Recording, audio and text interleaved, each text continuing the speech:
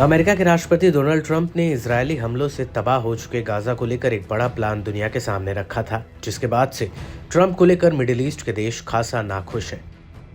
इस कड़ी में फिलिस्तीन के राष्ट्रपति महमूद अब्बास ने भी ट्रंप को खूब खरी खरी सुनाई है। ट्रंप के प्रस्ताव की निंदा करते हुए महमूद अब्बास ने इसे सिरे से नकार दिया। फिलिस्तीनी राष्ट्रपति ने ट्रंप का नाम लिए बिना कहा कि ऐसे किसी भी योजना को हम सिरे से नकारते हैं जिसका मकसद गाजा से फिलिस्तीनी लोगों को विस्थापित करना हो। उन्होंने कहा कि फिलिस्तीनी लोग अपनी जमीन और अपने पवित्र स्थलों को नहीं छोड़ सकते हैं।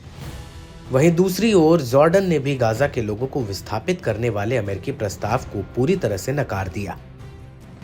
जॉर्डन के विदेश मंत्री ने कहा कि जॉर्डन का रुख इस मामले में बिल्कुल साफ है। गाजा के लोग अपनी जमीन से बेहद लगाव रखते हैं और उनके लिए उसे छोड़ना मुमकिन नहीं है।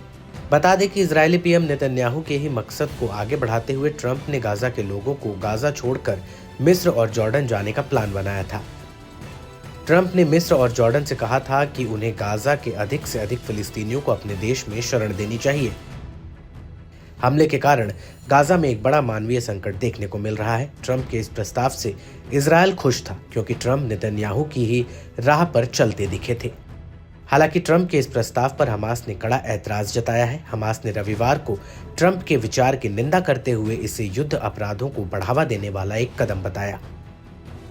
हमास नेता ने कहा कि जैसा कि हमारे लोगों ने दशकों तक विस्थापन और वैकल्पिक होमलैंड की हर योजना को नाकाम किया है, आगे भी वे ऐसी कोशिशों को नाकाम कर देंगे।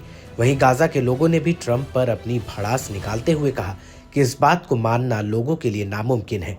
ये सच है कि हम तकलीफ में हैं, लेकिन ये नहीं होगा कि हम अपना देश यहूदियों के लिए छोड़ दें।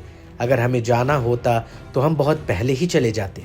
हमने तय किया है कि हम मर जाएंगे लेकिन फिलिस्तीन में ही रहेंगे।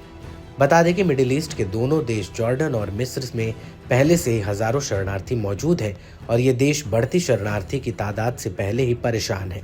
अब अगर सारे गाजावासी यहाँ पहुँचते हैं तो इन देशों को संभालना मुश्किल हो जाएगा। लिहाजा डोनाल्ड ट्रंप का गाजा को लेकर प्लान साबित करना है कि इजरायल और अमेरिका के बीच गाजा प्लान को लेकर गुप्त रणनीति पहले से तैयार थी।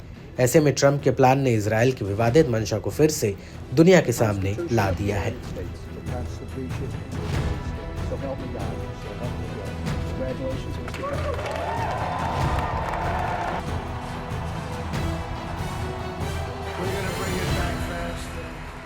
So we're going to sign executive orders first.